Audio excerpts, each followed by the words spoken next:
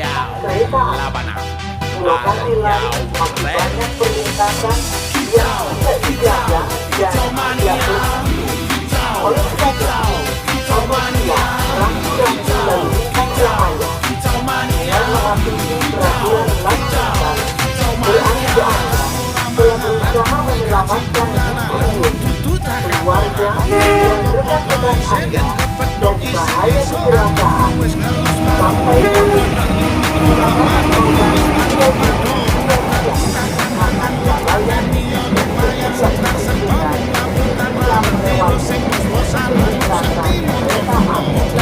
Berharap agar kita ada di dalam jalan semoga selamat sampai tujuan. Kami sampaikan oleh kereta